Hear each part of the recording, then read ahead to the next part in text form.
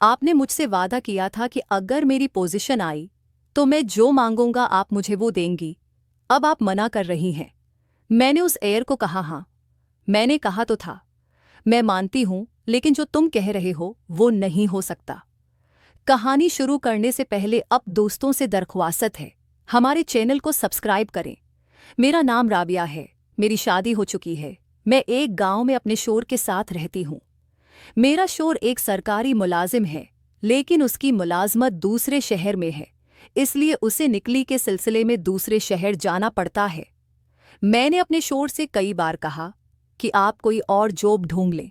हमारी नई नई शादी हुई है और मेरा इस तरह आपसे दूर रहना मुझे अच्छा नहीं लगता। और अभी तो हमारी नई नई शादी हुई है। मुझे शोर कहते कि बेगम दिल तो मेरा भी यही करता है कि तुम्हें छोड़कर कहीं ना जाऊं, लेकिन अब काम के सिलसिले में मुझे जाना पड़ता है। मेरी शोर ने कई दफ़ा अपना तबादला करवाने की दरख्वास्त भी दी, लेकिन कोई फ़ायदा न हो सका। इसलिए मेरे शोर हर महीने बाद घर आते हैं। मैं घर पर अकेली ही होती हूँ और बोर होती रहती हूँ।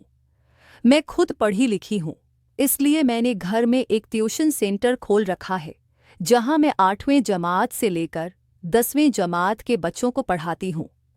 मेरे ट्यूशन सेंटर में मोहल्ले के तमाम बच्चे और बच्चियाँ आती हैं। इस तरह मैं बच्चों को पढ़ाकर वक्त गुजारी भी करती हूँ और पैसे भी कमा लेती हूँ। एक दिन मामूल के मुताबिक बच्चों को पढ़ा रही थी कि दरवाजे पर दस्तक हुई। मैं बाहर गई तो गांव के चौधरी साहब आए थे। वो अपने बेटे के साथ लाए थे। मैंने चौधरी साहब को बैठक में बैठाया और उनके लिए चाय बनाई। चौधरी साहब ने मुझे कहा, बेटा आज तुम्हारे लिए एक काम लाया हूँ।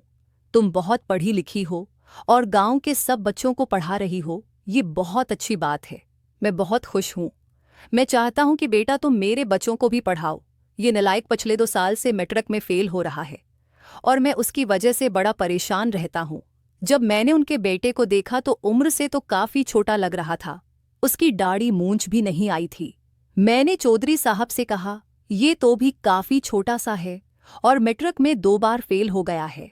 मुझे तो ये 7वीं 8वीं जमात का बच्चा लगता है। कि चौधरी साहब ने कहा, तुम उसको बच्चा मत समझना, ये तुम्हारी सोच से भी ज़्यादा तेज़ है।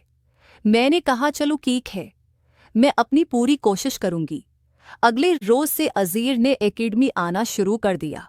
पहले 2-3 दिन तो सब कुछ ठीक था, लेकिन उसके बाद उसने शरारतें करना शुरू कर दी। कभी किसी को छेड़ता तो कभी किसको तिंग करता। उसने 2 हफ्ते के अंदर ही उधम मचा दी। उसने सब की नाक में दमका रखा था, लेकिन दिन बाद दिन उसकी शरारतें बढ़ती ही जा रही थी। और ये एकेडमी आता तो बड़ी वहशियाना नज़रों से मुझे देखता, जैसे मुझे अभी खा जाएगा। मुझे उसकी हरकतें समझ आ रही थी। आखिरकार मैंने तिंगाकर फैसला किया कि उसका टाइम चेंज कर दूं। सब बच्चों को मैं 3 से 5 तक पढ़ाती थी। उज़ीर को मैंने 5 से 7 का टाइम दिया। उसने भी मेरी बात मान ली।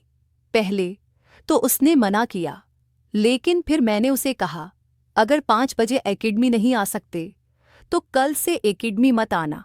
फिर वो मान गया और वो 5 बजे एकेडमी आता। अब उसने अपनी हरकतें मुझ पर आजमाना शुरू कर दी। वो लगता तो बच्चा था, लेकिन इंदर से पूरा था।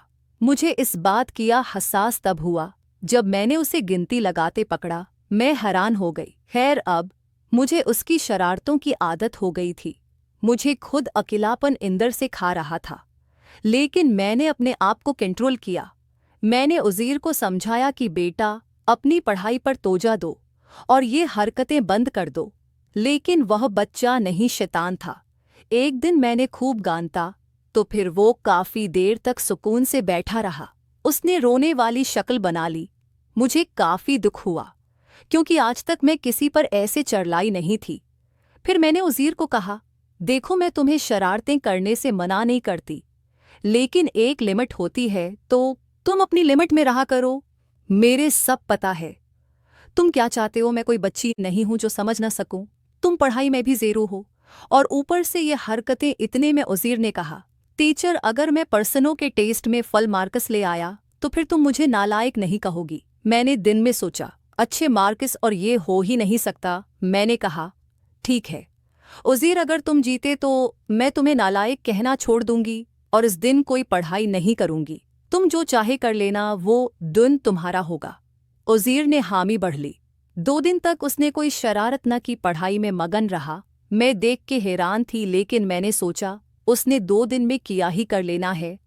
लेकिन मैं हैरान तब हुई जब एक शाम वो पढ़ने के लिए आया। मैं अपनी कमरों में बैठी टीवी सीरियल देख रही थी। उसने आते साथ मुझे टेस्ट दिखाया और कहने लगा, टीचर, मैंने कहा था ना। मैंने जब टेस्ट देखा तो हैरान हो गई। मैंने कहा, जरूर तुमने चीटिंग की होगी। तो कहने लगा, नहीं टीचर, आप चाहें तो मुझसे सुन भी सकती हैं। मैंने उसे 2-4 सवाल सुने और उसको वाकई ही आता था।